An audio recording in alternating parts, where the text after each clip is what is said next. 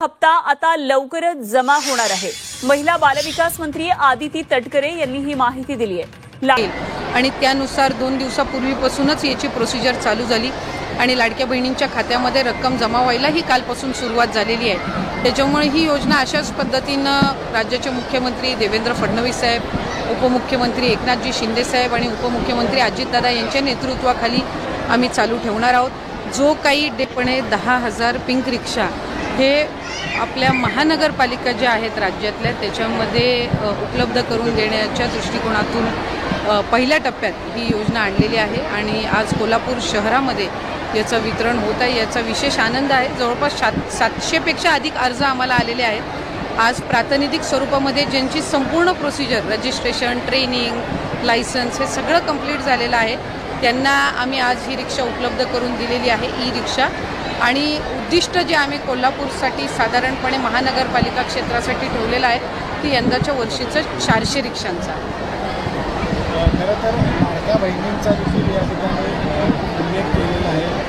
लाडक्या बहिणींचे पैसे किंवा त्यांची जी अंतिम यादी आहे ती फायनल कधी केली जाणार आहे, कारण पुरुषांचा देखील यामध्ये समावेश आढळलेला आपल्याला पाहायला मिळाला। लाडक्या बहिणींची अंतिम यादी ही गेल्या जवळपास आत्ता या ऑगस्ट महिन्यामध्ये या मुख्यमंत्री माझी लाडकी बहीण योजनेला 1 वर्षाचा कालावधी, यशस्वी कालावधी हा पूर्ण होत आहे। साधारणपणे आम्ही जवळपास 2.25 कोटी ते 2.5 कोटी महिलांना या योजनेअंतर्गत आम्ही लाभ देत आहोत। रक्षाबंधनच्या पूर्वसंध्येलाच आम्ही घोषित केलं होतं की जुलै महिन्याचा हप्ता वितरित करण्यात येईल आणि त्यानुसार 2 दिवसापूर्वीपासूनच याची प्रोसिजर चालू झाली आणि लाडक्या बहिणींच्या खात्यामध्ये रक्कम जमा व्हायला ही कालपासून सुरुवात झालेली आहे। त्याच्यामुळे ही योजना अशाच पद्धतीनं राज्याचे मुख्यमंत्री देवेंद्र फडणवीस साहेब, उपमुख्यमंत्री एकनाथजी शिंदे साहेब आणि उपमुख्यमंत्री अजितदादा यांच्या नेतृत्वाखाली आम्ही चालू ठेवणार आहोत। जो काही डेटा म्हणजे प्रत्येक योजना ही स्क्रुटिनीमधून जातच असते, ती लाडकी बहीण योजना असो, संजय गांधी निराधार योजना असो, नमो शेतकरी असो, आणखीन कुठली योजना असो,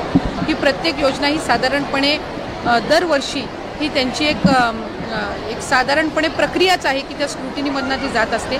आम्ही वेगवेगळ्या विभागाकडनं, महिला व बाल विकास विभागाने वेगवेगळ्या विभागाकडनं त्यांच्याकडे जो डेटा आहे त्यांच्या लाभार्थ्यांचा हा साधारणपणे आम्ही मागितलेला होता, जेणेकरून लाडकी बहीण योजना जी आहे आपल्याला माहिती आहे की निकषामध्ये जर एका योजनेचा 1500 पेक्षा अधिकचा लाभ जर कुठला लाभार्थी घेत असेल तर ते या योजनेमध्ये पात्र होणार नाहीत, अशा पद्धतीचे जे नियम आणि निकष आहेत। जानेवारी महिन्यामध्ये आम्हाला कृषी विभागाकडून नमो शेतकरीच्या लाभार्थ्यांची यादी मिळाली, त्यानुसार आम्ही ती प्रक्रिया सुरू केली।